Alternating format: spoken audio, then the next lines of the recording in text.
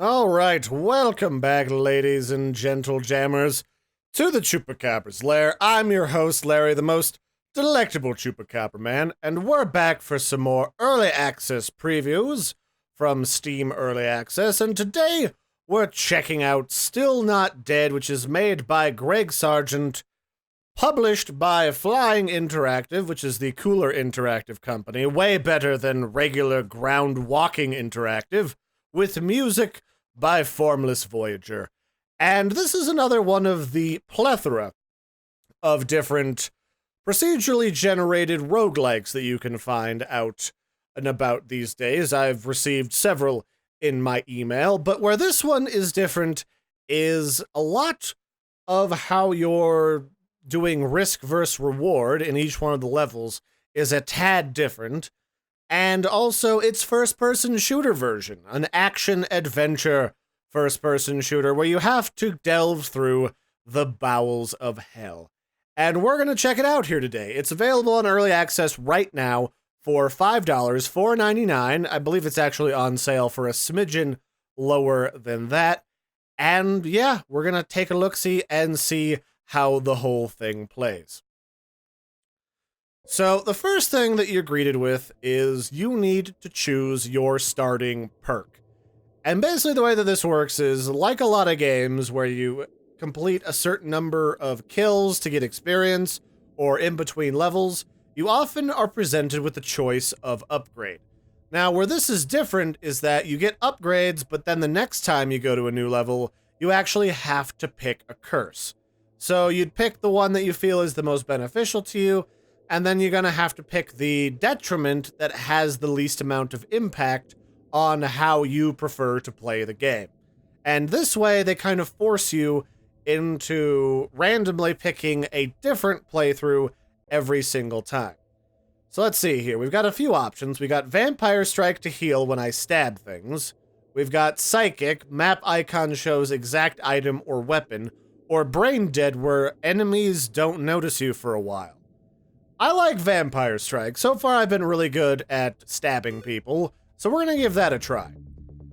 So here we are, somewhere in what can only be described as a bizarre bit of purgatory, and we're presented with a gun, just a pistol, and a knife that we can right-click to stab things, and then we've also got this, like, mystic crystal, this alchemical crystal, that we can use to randomize a different item that we can add to our docket. So if you see an item on the ground that you don't like, you can hit it with the alchemy crystal, and it'll potentially be a better item. Not all the time, but, you know, here's hoping, sort of a deal.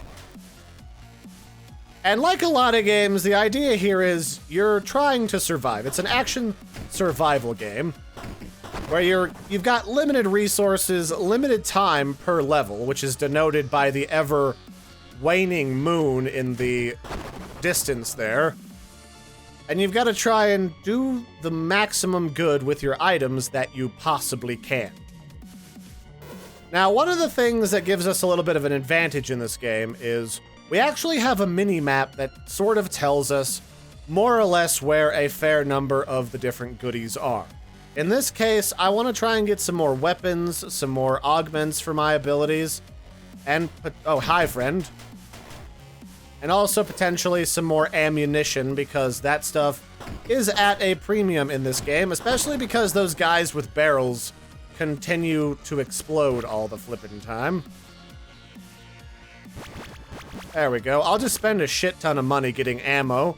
And then we need to find our way to an exit, because when that moon wears out, the literal, like, physical manifestation of death is going to come and try to crawl down my throat, which is not the best thing ever. I'll be honest. And that is more or less the shape and size of the game. You wander around each level, trying to maximize your gains, and not die to all these delicious, kind of juicy zombies, and what can only be described as more biblical enemies as we get deeper and deeper into the map. So I'm actually going to try and run for a bit to get to the exit really fast, because we do not have a lot of time. that skull that you see on the mini-map in the lower left-hand corner is the thing that wants to touch us. So we have to find the stairs on the map, which is this door, and enter it to go to the next level. So now we have to pick ourselves a curse.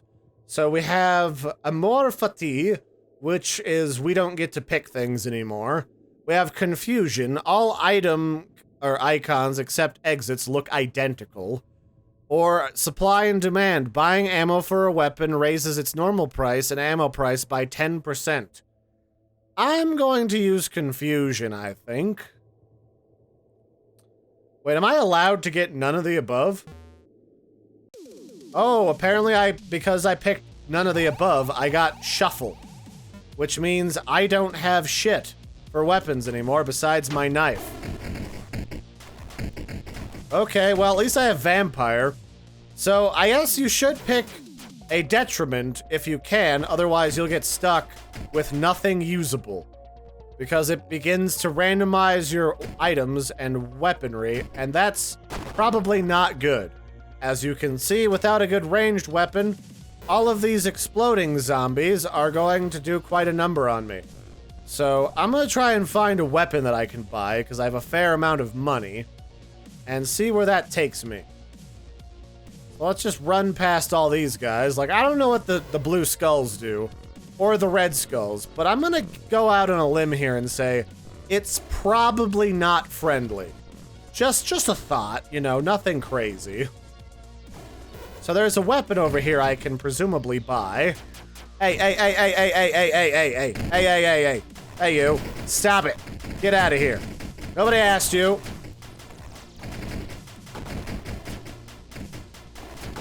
Okay, the guy dropped a cocktail. The, Red Skull dude. That was kinda neat. And looks like all these boys actually bugged out a little bit, so I can kill them and use them to get free not free XP, but free health. So what is this? Please be good, whatever you are. Oh, this is like a murder hand. Oh shit, yes. Oh, this is amazing. Alright, that's cool as hell. I'm gonna take this to the next level.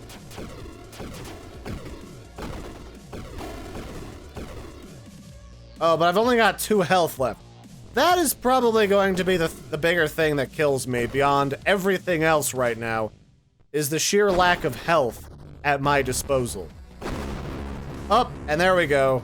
Dead for my own hell hands. But that wasn't bad. I mean, we got to experience a new weapon. So let's try that again, where we don't surrender the ability to keep our gun. I feel like that's a smart idea. So immediately, let's go over here and see what the weapon is. It's another pistol. In fact, I'm going to ignore the pistol, and I'm actually going to try and get some more ammo immediately, and see if we can't min-max this a little bit more.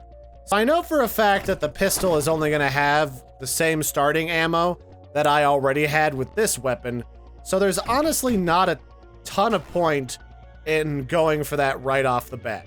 So instead, I'm actually going to go rove over here and get some extra ammunition, and hope that this helps me out more than the other option.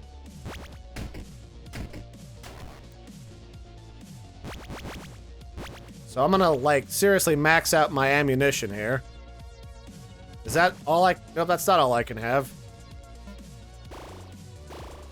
Oh, I have to use the crystal on an item. Ammo doesn't count as an item, huh? Alright, well that's fine. Let's go see what the item over here is. That little vial or potion that you can see in the distance. And let's hope that it is something absolutely delectable. Otherwise, we could potentially showcase re-rolling the item to see if it's any better. Okay, that's the exit. I want to keep an eye on where that is.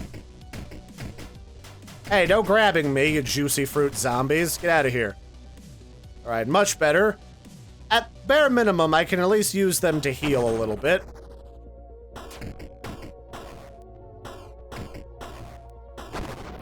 Alright. So what item do we have? It's a mystery potion of some sort, it looks like. Oh yeah, did I fail to mention that the terrain is mostly destructible? Because it is. If you have to, like, cut your way through a wall for whatever reason, you sure can. So I got some adrenaline. I'm not really certain what that does. Probably gives me something akin to Infinity Sprint. So let's exit out here, and let's see.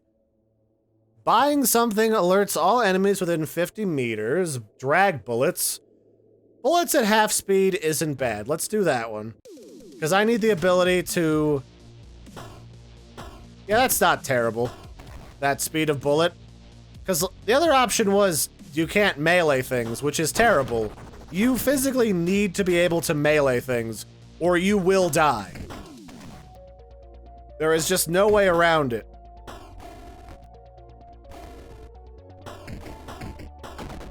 Okay, that guy's dead. What kind of gun do we have? We have ammo, we have a gun over here, and we have a lot of explodey zombies this time around. I'm definitely not... oh, ow. Okay. Definitely not a fan of the explodey zombies. Because there's usually way too many of them, but I kind of have to pick a direction that has an exit, so let's go this way. So overall, I think this is a good package. It doesn't feel too overwhelming at first, which is a big problem with a lot of roguelike games, but it kind of challenges you to not min-max in the ways that you would expect, I should say, because some of the things that you get in this game are exclusively detriments, and there's really nothing you can do about that fact. So you just gotta kind of take what you can get. And hope. Alright, you know what? I'm just gonna sprint to the exit. I don't really care about any other upgrades on this particular level. Let's see what we get for another upgrade. So can shoot while sprinting sounds good. Jump 3 times as high might be useful to get on top of a building. In fact, let's try frog feet. Oh yeah, this is some vantage right here. Oh yeah, these stupid zombies don't even know what hit them. Unfortunately, I can't really do much with that.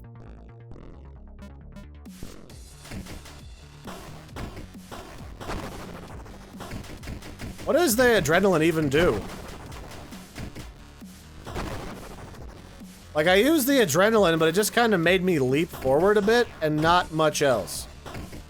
Certainly nothing of particular value to me, if I'm honest. Alright, that's confusing. Is that actually adrenaline, or did I pick up something else entirely? Well, either way, I'm getting snuck up on, so let's just keep going towards this ammo pack and try to get some ammo. And it looks like we've got some new friends out in the distance. So we got some of those blue heads that we saw before. And also, this is like a tentacle thing. What's the tentacle thing do?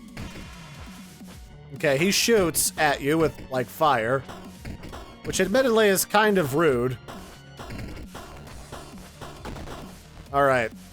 So those guys are annoying, but kind of like Medusa heads, so those are kind of neat.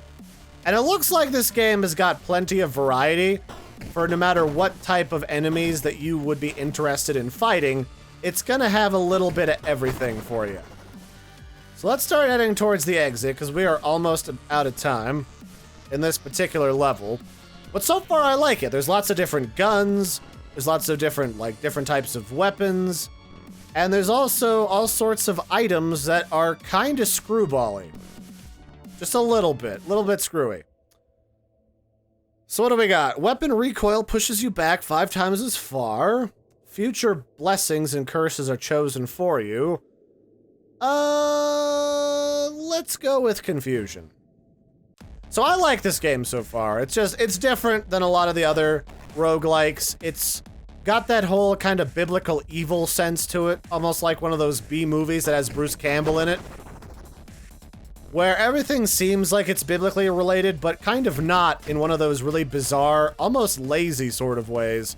Not that I'm saying it's a lazy design, but in a way that's like, they're kind of just dancing around the issue as opposed to directly saying, oh, this is from the Bible, or this is from the Quran, or this is from the Torah, whereas this is just kind of biblical seeming, but on the whole, maybe not.